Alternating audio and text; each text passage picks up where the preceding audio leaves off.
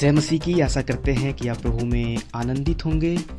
प्रभु के प्रियो, ये घटना तब की है जब इजरायली लोग बड़ी घोर विपत्तियों से होकर गुजर रहे थे। न्यायों की घटनाएं उन घोर विपत्तियों को दर्शाती है जो परमेश्वर के चुने हुए लोगों पर आ पड़ी थी।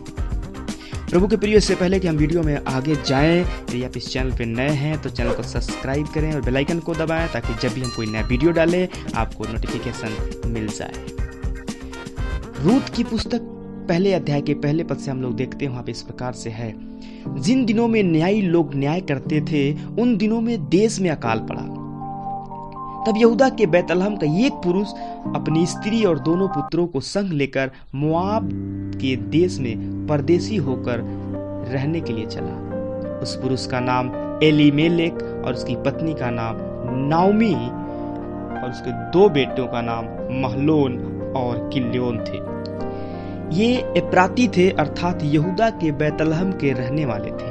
वे मोआब के देश में आकर वहां रहे और नाओमी के पति एलीमेलेक वहां मर गया और नाओमी और उसके दोनों पुत्र रह गए और उन्होंने एक मोआबीन स्त्री से विवाह कर लिया। एक का नाम ओरपा और दूसरी का नाम रूत था। फिर वे वहां कोई 10 वर्ष रहे। प्रभु के प्रियो, जब अकाल पड़ी तो उन सिचुएशन को देख करके ये अपनी पत्नी और अपने बच्चों को लेकर के वहां से भाग गया। हो सकता है इसके और भी रिश्तेदार वहां रह रहे हों, कुछ इस पे निर्भर लोग भी वहां रह रहे हों, पर वो किसी की परवाह ना करते हुए भी परमेश्वर पे भरोसा नहीं किया कि परमेश्वर मेरे साथ है।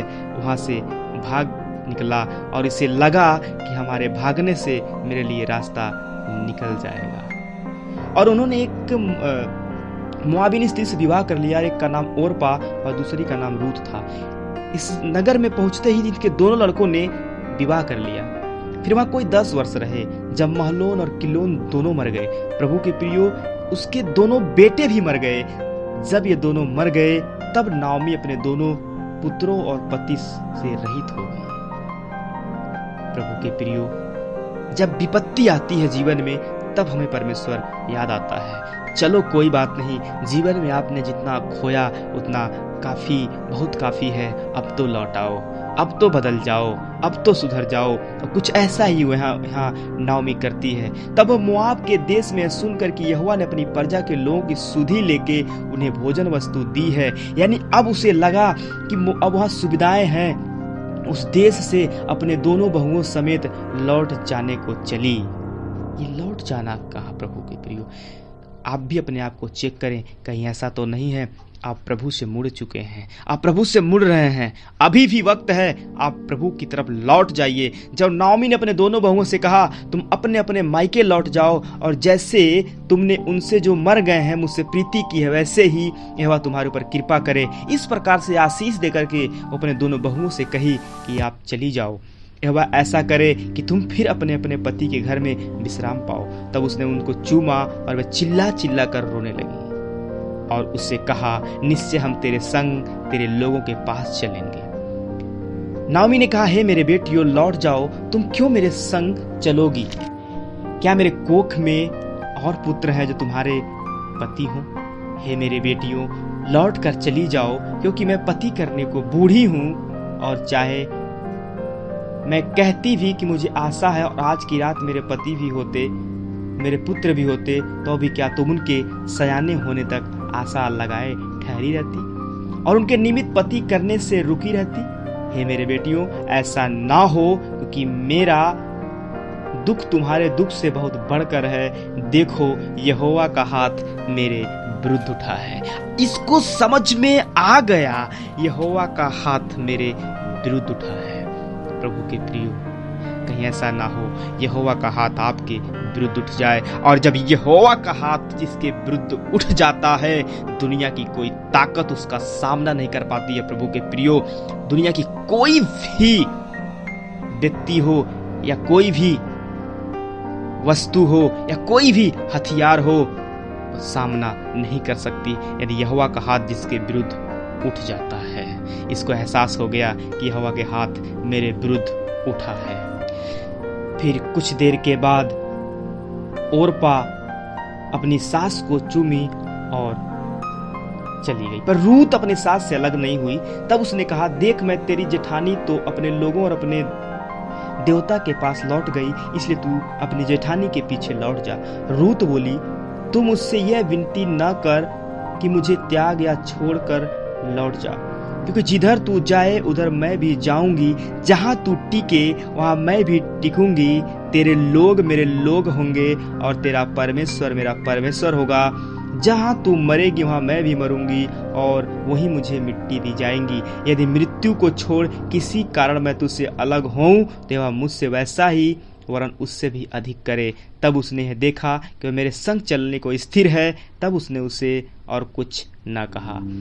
अतः वे दोनों चल निकली और बैतलहम पहुंची। उनके बैतलहम पहुंचने पर सारे नगर में उनके कारण हलचल मच गई और स्त्रियां कहने लगी, क्या यह नाओमी है? उसने उनसे कहा, मुझे नाओमी ना कहो, मुझे मारा कहो, क्योंकि सर्वशक्तिमान ने मुझको बड़ा दुख दिया है। मैं भरी पूरी गई थी, परंतु यहोवा ने मुझे छुच्छी करके खाली करके लौटाया है। प्रभु के प्रियो, कहीं ऐसा ना हो यहोवा का हाथ आपके विरुद्ध उठ जाए इससे पहले कि आप मुड़ जाइए। वो कह रही, मैं भरी पूरी गई थी पर यहोवा ने मुझे छुच्छी करके यानी खाली करके लौटा दिया है। यहोवा ने मेरे विरुद्ध साक्षी दी और सर्वशक्तिमान ने मुझे दुख दिया है। फिर तुम मुझे नाओमी क्यों कहती हो? इस प्रकार नाओमी अपनी मोआबीन बहू रूत के साथ लौटी, जो मोआब देश से आई थी। वे जौ कटने के समय के आरंभ में बैतलहम पहुंची।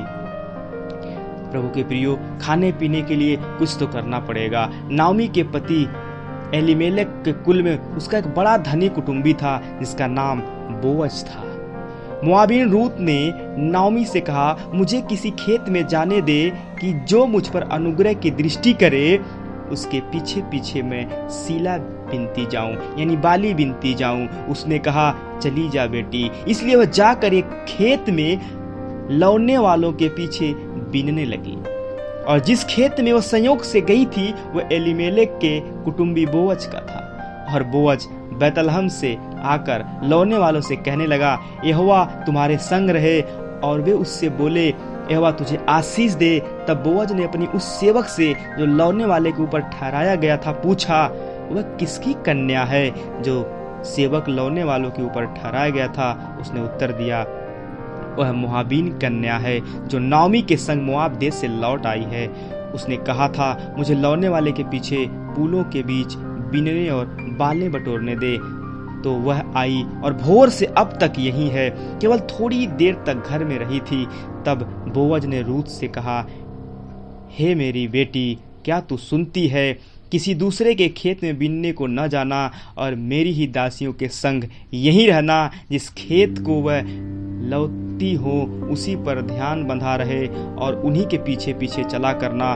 क्या मैं जवानों को आज्ञा नहीं दी कि वे तुझे तंग न करें? और जब तुझे प्यास लगे तब तू बर्तनों के पास जाकर पानी पीना जिसे जवान लोग भरते हैं। तो भूमि तक झुककर मुंह के बल गिरी और उससे कहने लगी, क्या कारण है कि तूने मुझे परदेशनी पर अनुग्रह की दृष्टि की और मेरी सुधि ली? प्रभु के प्रियो, वो कारण पूछने लगी कि क्या कारण है तूने मुझ पे दया दिखाया, क्या कारण तूने मेरी सुधि ली? प्रभु के प्रियो, इसका मेन कारण तो ये था कि वो परमेश्वर की ओर मुड़ चुके थे, वो परमेश्वर की ओर मुड़ गई थी।